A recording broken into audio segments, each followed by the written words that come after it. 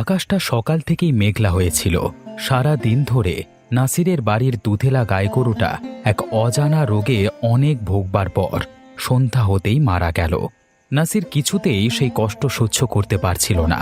তার উপর তার গিন্নি নাসরিনের এই গরুর উপর অনেক মায়া ছিল।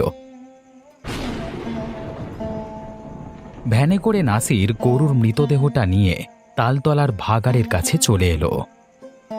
ওরে ধবলি, তুই যে এভাবে হঠাৎ করে আমাদের ছেড়ে চলে যাবি স্বপ্নেও কল্পনা করতে পারিনি। কি থেকে যে কি হয়ে গেল। ওপরওয়ালা ওকে রেখে গেলাম আমি এখানে, তুমি দেখো। ভাগাড়ের পাশে গরুর মৃতদেহটা ফেলে রেখে নাসির চলে আসতে যাবে এমন সময় তালগাছটা ভীষণ নড়ে উঠল। তারপর সেই তালগাছ থেকে নামতে শুরু করলো একটা কালো অবয়ব। ভ্যানটা একপাশে দাঁড় করিয়ে অন্ধকারে দাঁড়িয়ে পড়ল নাসির। কি ব্যাপার, এই সময় তাল গাছের উপর থেকে কে নামছে? ব্যাপারটা খুব সন্দেহজনক লাগছে তো। তারপরই নাসির লক্ষ্য করল সেই কালো অবয়বটা তার মৃত গরুটাকে ছিঁড়ে ছিঁড়ে খেতে শুরু করলো। কি ওটাকে চোর নয় তো? আমার ধবলি শরীরটা কেটে চামড়া চুরি করবে বলে এসেছে রাতের বেলায়। এই এই কিন্তু চলে যাও বলে দিলাম, না হলে কিন্তু শেষ করে ফেলবো আমি। তখনই গরুটাকে ছেড়ে দিয়ে সেই অবয়বের লাল চোখ নাসিরের দিকে পড়ল। এরপর ভয়ে নাসিরের সারা শরীর কেঁপে গেল। ওরে বাবা রে, কি রে বাবা! না না, আমার এখানে দাঁড়িয়ে থাকলে চলবে না, আমাকে এখান থেকে চলে যেতে হবে, এখান থেকে পালাই। উড়ে বাবা! আয়, আমার এখানে আয়। তোর গলা কামড়ে তোর তাজা রক্ত খাবো। কতদিন পশুর মরা খেয়ে আর থাকবো? আয়। বাঁচাও! কে কোথায় আছো? বাঁচাও, মেরে ফেললো আমাকে।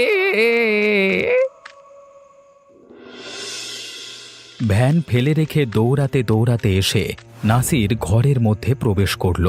নাসরিন তখন প্রচণ্ড দুঃখে ধবলির জন্য কান্নাকাটি করছিল। হঠাৎ করে তার স্বামীর এরকম উদ্ভ্রান্ত অবস্থা দেখে প্রচণ্ড ভয় পেয়ে জিজ্ঞাসা করল, কি হলো? কি হলোটা কি তোমার? তুমি এরকম ভয় পেয়ে আছো কেন? শিয়াল কুকুরে তাড়া করেছে নাকি? জিন! আমাকে জিনে তাড়া করেছে, বাঁচাও! কি পাগলের মতো বকছো বলো তো তুমি? তোমার কি মাথা খারাপ হয়ে গেছে নাকি? একে ধবলি মারা গেছে বলে মনটা আমার একদম ভালো নেই, তার উপর তুমি আমাকে ভয় দেখাচ্ছ। আমি ভয় দেখাইনি গো, সত্যি বলছি, জিন আমাকে তাড়া করেছে। সে কি, আমাদের গ্রামে জিন কোথা থেকে এলো? এই সময় বাইরে থেকে খনা গলায় কে যেন বলে উঠল, তুই যতই চেষ্টা করিস না কেন, আমার হাত থেকে বেঁচে ফিরবার তোর আর কোনো উপায় নেই। আমাকে তুই দেখে ফেলেছিস, তোকে আমি শেষ করে ফেলবো। ও, ওই দেখো, ওই দেখো, হুমকি দিচ্ছে। তুমি শুনতে পাচ্ছ ওর গলা? আমি তোমাকে মিথ্যে কথা বলিনি, তুমি শুনতে পাচ্ছ কি? তোর গোটা পরিবারকে শেষ করে তালতলায় বসে চিবিয়ে চিবিয়ে তোদের মাংস খাবো। ওগো, ওগো, কি করে এলে গো তুমি? এইভাবে হুমকি দিচ্ছে কেন? কে? কে ও? কে? ও ও গিন্নি, ওই ওই ওই, আমি তোমাকে বললাম না, তুমি আমার কথা বিশ্বাস করলে না। আমাকে দেখতে পেয়ে আমার পিছু পিছু আমার ঘর পর্যন্ত চলে এসেছে। এখন কি হবে বলো তো গিন্নি? আমি এখন কোথায় যাব গিন্নি, কোথায় যাব? এখন আমাদের কি হবে? আমাদের যে এখান থেকে পালিয়ে যেতে হবে। কিন্তু কোথায় পালিয়ে যাব গিন্নি? শোনো, শোনো, ভয় পেও না, মাথা ঠান্ডা রাখো। কদিন হলো আফরোজা দিদি আমাদের বাড়িতে অতিথি হয়ে যাবার জন্য বলেছে। চলো, আমরা বরং কিছুদিনের জন্য এখান থেকে পালিয়ে যাই। তারপর তারপর কি হবে? আমরা তো আবার ফিরে আসবো যদি আবার। না না, আমরা গিয়ে সব কিছু বলবো তাদেরকে। তারা যদি কিছু ব্যবস্থা করে দেয় তাহলে আমরা বাঁচবো, না হলে বাঁচতে পারবো না। ঠিক আছে, তাহলে আর দেরি করব না, কালকে সকালবেলাতেই বেরিয়ে পড়ি, চলো।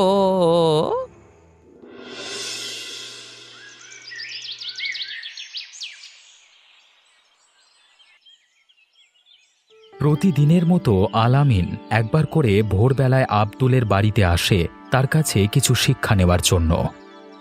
চাচা, আমি প্রতিদিন তোমার কাছে আসছি, কিন্তু তুমি আমাকে কিছুই ঠিকমতো শিখিয়ে দিচ্ছ না। ওরে পাগল, সব হবে। তোর বয়স কত রে?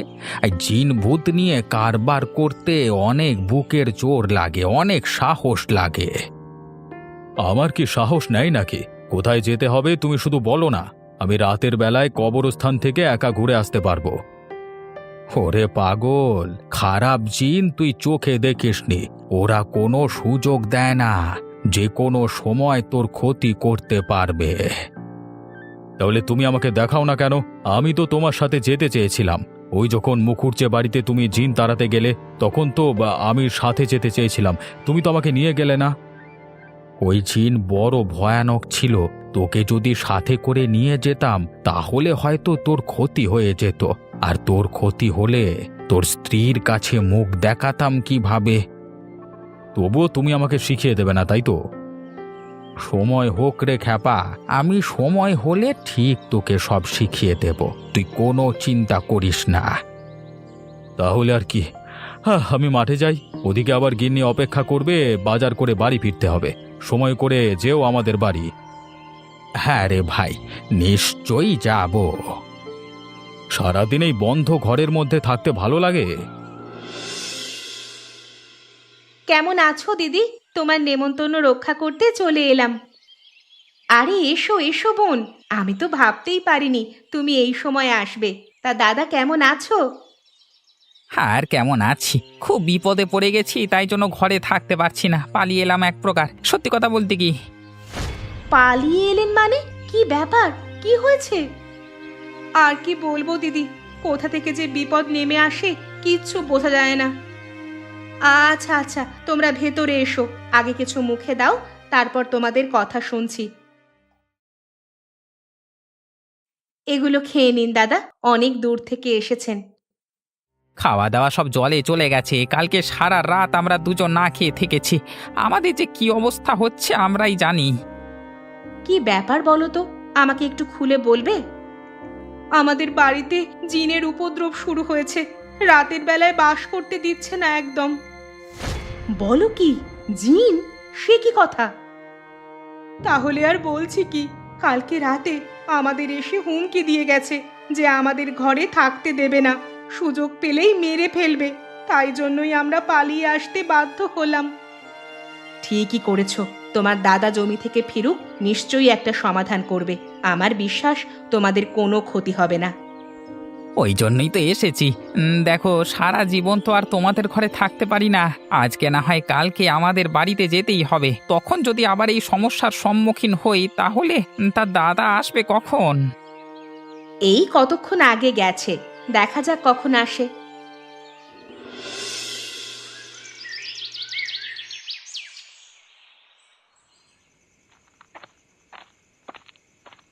ধুর বাবা, ভালো লাগে না, সেই সকালে বেরিয়ে এখন ফিরছি। গিন্নি নিশ্চয়ই প্রচণ্ড রাগ করবে। ওকে যে কি করে বোঝাই, কাজের জন্য আমাকে পাশের গ্রামে যেতে হয়েছিল।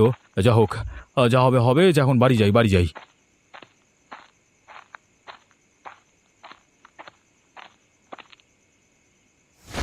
কি ব্যাপার, ওখানে কে যেন দাঁড়িয়ে আছে বলে মনে হচ্ছে। অন্ধকারে গা মিশিয়ে কে দাঁড়িয়ে আছে এভাবে? কে কে ওখানে এভাবে দাঁড়িয়ে আছে? কে? আমি। আরে আমিটাকে? গলা শুনে তো মেয়ে মানুষ বলে মনে হচ্ছে। তা এখানে হঠাৎ করে দাঁড়িয়ে কি দরকার? কি রাতের বেলায় একা একা কোথায় বেরিয়েছেন? খুঁজতে বেরিয়েছি। খুঁজতে মানে? আরে কাকে খুঁজতে বেরিয়েছেন? যদি আপনি হারিয়ে গিয়ে থাকেন তাহলে আমাকে বলুন, আমি না হয় কিছু ব্যবস্থা করে দিচ্ছি। বিশ্বাস করি না। আমি সাহায্য করব বলছি আর উনি বিশ্বাস করেন না। দেখুন, ওই সামনে আমার বাড়ি দেখা যাচ্ছে, ওই দেখুন। আমার কথা যদি বিশ্বাস না হয় তাহলে আমার গিন্নি আছে বাড়িতে, ওনার সঙ্গে যে কথা বলুন, যান। ওরা তোমার বাড়িতেই এসেছে। কারা এসেছে? তা আপনি এখানে দাঁড়িয়ে আছেন কেন? আপনিও বাড়ির ভেতর চলুন। আমি ঢুকতে পারবো না। এই আপনি কে বলুন তো? আপনাকে আমার ঠিক ভালো লাগছে না। তোদের বাড়িতে যারা এসেছে তাদেরকে বার করে দে। তাদেরকে আমি ছেড়ে কথা বলবো না, মেরে ফেলবো তাদেরকে আমি। চলে যাও এখান থেকে চলে যাও, একদম এখানে একদম দাঁড়াবে না। তুমি যেই হও না কেন এই মুহূর্তে এখান থেকে চলে যাও। আজকে আমি চলে যাচ্ছি, কিন্তু তোদের ঘুম আমি কেড়ে নেব। তোদের কাউকে আমি শান্তিতে থাকতে দেব না, কাউকে না।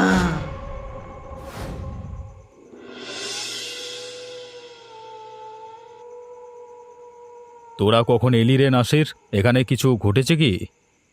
না তো দাদা, আমরা তো সেই সকাল থেকে এসে তোমার জন্য অপেক্ষা করছি, তুমি তো আসতে এত দেরি করে ফেললে। না না, সবই ঠিক আছে, কিন্তু কি ব্যাপার গো, তোমাকে এরকম উদ্ভ্রান্ত লাগছে কেন? কি হয়েছে কি তোমার? কিছুক্ষণ চুপচাপ আলামিন কিছু একটা ভাবলো, তারপর বলল, আচ্ছা নাসির, সত্যি করে বলো, তোমাদের ঘরে এখন কিছু সমস্যা চলছে তাই না? হ্যাঁ দাদা, আগে কিন্তু তুমি কিভাবে জানলে? কোনো জিন কি তোমাদের পেছনে লেগেছে? এ একদম ঠিক দাদা, তুমি অন্তর্যামী দাদা, তুমি আমাদেরকে উদ্ধার করো। আমি অন্তর্যামী নই, এইমাত্র সেই জিন আমাদের ঘরের বাইরে দাঁড়িয়েছিল, হয়তো তোমাদেরই ক্ষতি করতে এসেছিল। আমার সাথে কথা হতে আমাকে হুমকি দিয়ে চলে গেল। বলো কি গো, সত্যি বলছো নাকি?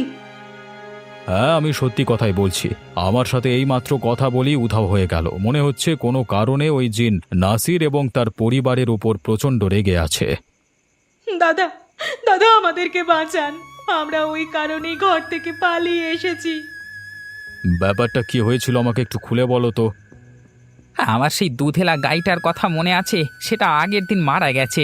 বুকে ব্যথা নিয়ে মৃতদেহটাকে ফেলে আসতে গেছিলাম তালপুকুরে ভাগাড়ের কাছে, তখনই তাল গাছের ওপর থেকে ওই জিন নেমে এসে খেতে শুরু করে ওই গাই গরুটাকে। আমি এসব দৃশ্য দেখে ফেলি। তারপর ভয়ে চিৎকার করে ওঠো, তাই তো? সেই কারণেই তোমার উপর দৃষ্টি গিয়ে পড়ে। যাক, এতক্ষণে ব্যাপারটা বুঝতে পেরেছি। আমাদের কি এখান থেকে উদ্ধার হওয়ার কোনো উপায় নেই দাদা? কালকে সকালে তুমি একবার আমার সাথে আব্দুল চাচার কাছে যাবে। আব্দুল চাচা যদি কিছু বিহিত করতে পারেন তবে এর উপায়। আর হ্যাঁ, ঘরের সবাইকে বলে রাখছি, কেউ যেন রাতের বেলায় একা একা বাইরে বের হবে না।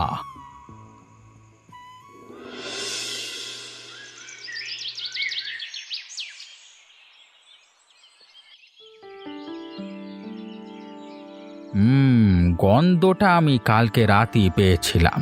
আমিও একটু অবাক হয়েছিলাম এটা ভেবে যে হঠাৎ করে এই গ্রামে জিন কোত্থেকে এলো। মানছি এক সময় তাদের উপদ্রব ছিল, কিন্তু সেসব তো আমি ঠিক করে দিয়েছিলাম। রাত্রিবেলায় কাজ থেকে ফিরছিলাম, একদম আমার মুখোমুখি। আমি মোটেও ভয় পাইনি, আবার চোখে চোখ রেখে কথা বলেছি। আপনি দয়া করে উদ্ধার করুন না বিপদ থেকে, না হলে জীবনে কোনোদিন আর ও বাড়িতে প্রবেশ করতে পারবো না তো ভয়ে। দেখো বাবা, ভয় পাওয়াটা স্বাভাবিক, কিন্তু আমি বৃদ্ধ হয়েছি। আমি আর জিন ভূতের সাথে লড়াই করতে পারবো না। আমি যাব, তোমার চিন্তার কিছু নেই, কিন্তু তুমি আমাকে শিখিয়ে দাও কি করতে হবে। আমি তোকে কয়েকটা গজাল দিচ্ছি। এই গজালগুলো তোদের বাড়ির চারপাশে আগে গেঁথে দিবি। তারপর আজকে রাতের মধ্যেই ওই তাল পুকুরের তাল গাছের নিচে বাকিগুলো গেঁথে দিবি। কিন্তু কালকে ওর যা রূপ দেখলাম, আমার তো মনে হয় না সহজে ও এ জিনিস আমাদেরকে করতে দেবে। চিন্তা করিস না, যদি কিছু করে তাহলে আমি আছি। আর তুই যদি কাজটা করতে পারিস ঠিক মতো, তাহলে আমার গুপ্ত বিদ্যা তোকে সব কিছু আমি দিয়ে দেব, কোনো চিন্তা করিস না। ঠিক আছে, আমি আজকে রাতের মধ্যেই ব্যবস্থা করব।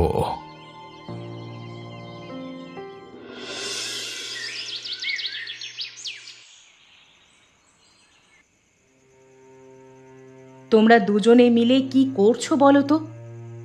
আরে এত বেশি প্রশ্ন করো না, আমাদের এক্ষুনি বের হতে হবে কাজ শেষ করে। এখন আবার কোথায় বের হবে তোমরা? আমি আর নাসির দুজনে মিলে ওদের বাড়িতে যাব। আজকে রাতের মধ্যেই একটা ব্যবস্থা করতে হবে। আব্দুল চাচা এই গজালগুলো দিয়েছে, এগুলোকে তাল গাছের নিচে গেঁথে দিতে হবে। আমার খুব ভয় করছে, তোমরা চলে যাবে আর আমরা সারাটা রাত দুটো মেয়ে মানুষ একা থাকবো। তাতে আর কি করা যাবে, একটা রাত একটু সাহস করে থেকে যাও, না হলে ওই জিন প্রতি রাতে এসে জ্বালাতন করবে, বুঝলে?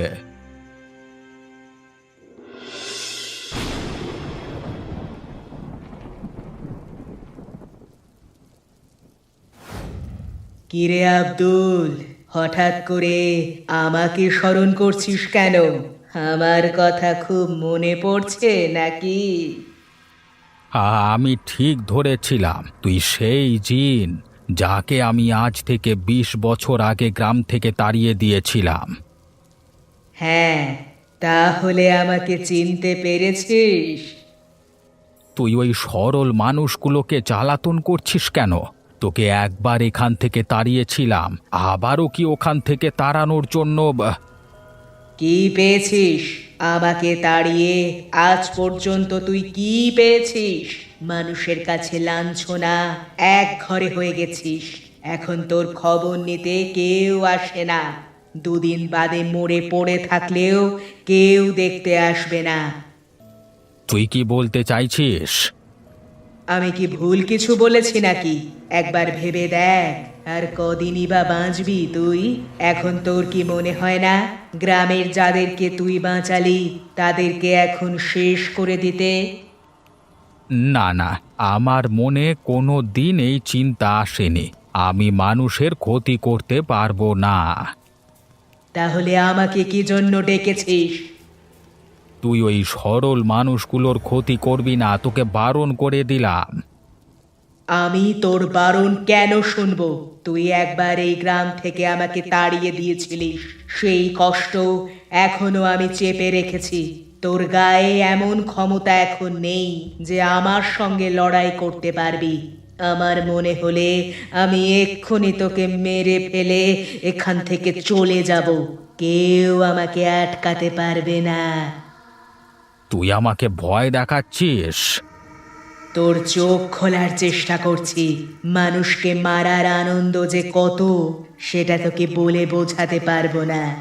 এখনো ভেবে দেখ, যদি সম্মান চাস, মানুষের কাছে যদি ভয় দেখিয়ে মানুষকে নিজের পায়ের কাছে নিয়ে আসতে চাস, তাহলে বল। আব্দুলের মুখ দেখে মনে হলো জিনের কথা সাময়িকভাবে হলেও তাকে ভাবতে বাধ্য করছে। কাঁপা গলায় আব্দুল বলল, তুই এখান থেকে চলে যা, আর কোনোদিন এখানে আসবি না, চলে যা। আমি তো নিজে থেকে আসতে চাইনি এখানে, তুই তো আমাকে ডেকে এনেছিস। তাহলে কি তোকে এখানে খতম করে দিয়ে চলে যাব? না না, তুই আর কোনোদিন ওই তাল গাছ থেকে নামতে পারবি না। কেন? আমাকে বন্দি করতে পাঠিয়েছিস নাকি? কিন্তু আমি তো এই তাল গাছে আর আশ্রয় নেব না। দরকার হলে আমি তোর শরীরের মধ্যে থাকব, তোদের বাগানের গাছে থাকব, তোরা কিছুই করতে পারবি না। তাহলে তোর আর বেঁচে থেকে লাভ নেই, তোকে শেষ করে ফেলবো। না না, আমাকে ছেড়ে দাও, আমি আর কোনোদিন তোমাকে ডাকবো না। তাহলে বল, যে দুজনকে পাঠিয়েছিস আমাকে বন্দি করতে, তাদের কি মেরে ফেলবো?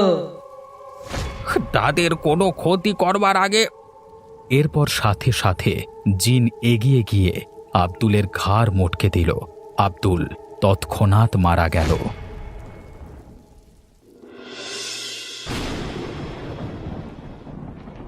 দাদা, আর বেশি দেরি করা ঠিক হবে না।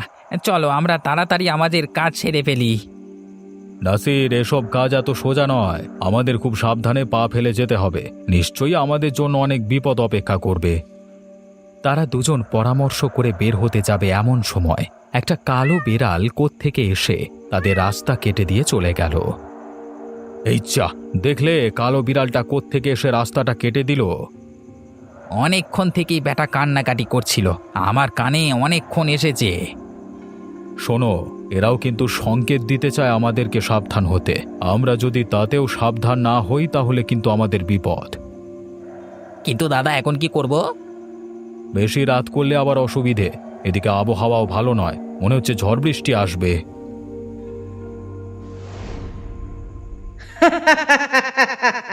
তোরা কোথায় চললি আমাকে বন্দি করতে? সেই আশা তোরা ছেড়ে দে। আমার ক্ষমতা সম্পর্কে তোদের কোনো আন্দাজ নেই। পারবি না, পারবি না আমাকে বন্দি করে রাখতে। তুই আবার এখানে এসেছিস, কিন্তু তোকে আজকে বন্দি না করে আমরা এখান থেকে যাব না। কিন্তু ওর হাতে ওটা কি দাদা?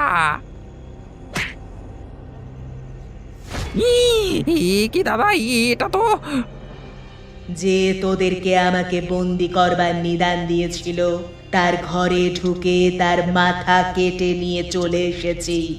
এরপর তোদের স্ত্রীদের পালা, তারা যে ঘরে একা আছে। না না, আপনি এমন কিছু করবেন না, দয়া করুন। আমরা আপনাকে বন্দি করব না, কথা দিচ্ছি। আমরা কোথাও যাব না। কালকে সকাল হলেই আমরা বাড়ি চলে যাব, কিন্তু ততক্ষণে আমাদের স্ত্রীদের কোনো ক্ষতি করবে না। ঠিক আছে, আজকে রাতেই তোরা এখান থেকে চলে যা, আর এক মুহূর্ত এখানে সময় নষ্ট করবি না, না হলে কিন্তু তোদের সর্বনাশ করতে আমি বেশিক্ষণ সময় নেব না। ঠিক আছে, আমরা এক্ষুনি বেরিয়ে পড়ছি, এক্ষুনি যাচ্ছি আমরা। নাসির, আমাদের অনেক বিপদ। যে এসব জিন তাড়ানোর কাজ জানতো তাকে শেষ করে ফেলেছে। এখন আমাদের এর হাত থেকে বাঁচতে হবে, না হলে মহা বিপদ। চলো দাদা, আগে ওই গ্রামে চলো, তারপর অন্য ব্যবস্থা।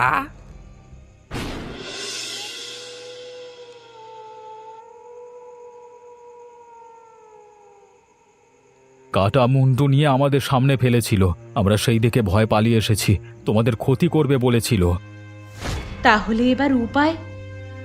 উপায় তো কিছু না কিছু একটা আছেই।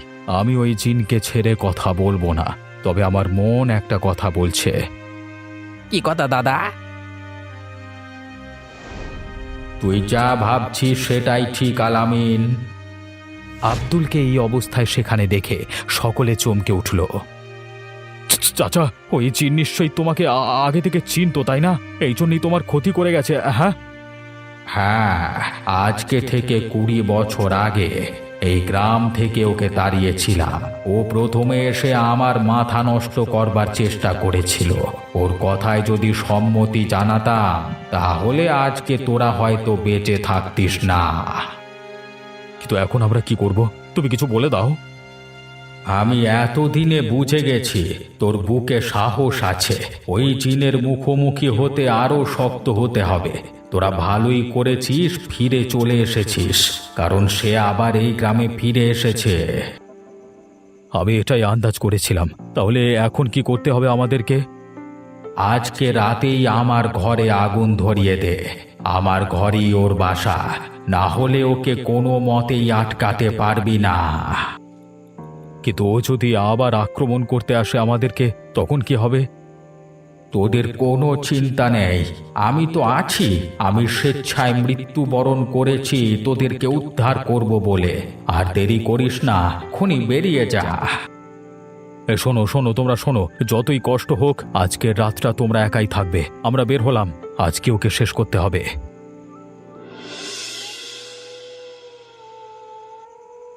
নাসির, তুমি এখানে দাঁড়াও, আমি তাড়াতাড়ি ঘরে আগুন লাগিয়ে দিই। তোদের সাহস দেখে আমি অবাক হয়ে যাচ্ছি। তোদেরকে ওখানে ছেড়ে দিলাম বলে তোরা এখন সুযোগ পেয়ে মাঝরাতে আবার সর্বনাশ করার চেষ্টা করছিস আমার। এখন তোদেরকে শেষ করতেই হবে দেখছি। আমি থাকতে ওদের সর্বনাশ করতে দেব না। তুই তুই কোথা থেকে এলি? তোকে তো আমি শেষ করে ফেলেছিলাম। তুই শেষ করিসনি রে, আমি সদিচ্ছায় মৃত্যুবরণ করেছিলাম তোকে আটকানোর জন্য। না হলে তো আমার কাছে কোনো ক্ষমতা ছিল না। না না, আমাকে ছেড়ে দে, আমার কোনো ক্ষতি করিস না। আমি এখান থেকে সারা জীবনের জন্য চলে যাব। তোকে আজকে এখানেই মরতে হবে। আলামিন, আর বেশি দেরি করিস না, তাড়াতাড়ি আগুন লাগা।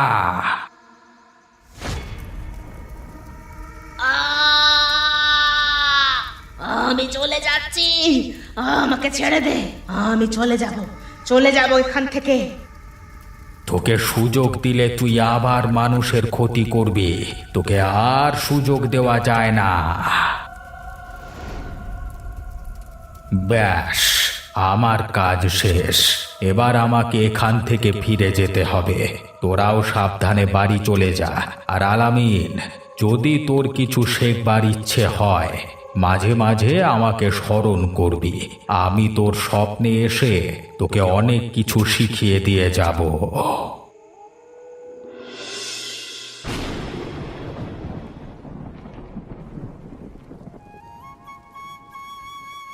অবশেষে জিনের হাত থেকে সকলে মুক্ত। নাসির, তুমি এখানে এসেছো যখন, তোমরা 1 সপ্তাহ না কাটিয়ে এখান থেকে যাবে না। সত্যি বলতে দাদা, ও ঘরে ঢুকতে এখন ভয় করছে। বেশ, তো যখন ভয় করছে তখন 1 সপ্তাহ পর আমরা না হয় গিয়ে তোমাদের বাড়িতে 1 সপ্তাহ থাকবো। তাহলে তো খুবই ভালো হয়। জীবনে যে কোনোদিন এসব দৃশ্য দেখবো একসাথে, এগুলো স্বপ্নেও কল্পনা করতে পারিনি। চলো চলো, ভোর হতে চললো। এবার সবাই মিলে একটু করে ঘুম দি। বাপরে বাপ, সারাদিনের ক্লান্তি, সারা রাতের ধকল, চিন্তা ভাবনা সমস্ত কিছু মাথায় একেবারে জর্জরিত করে রেখেছে গো। চলো চলো চলো।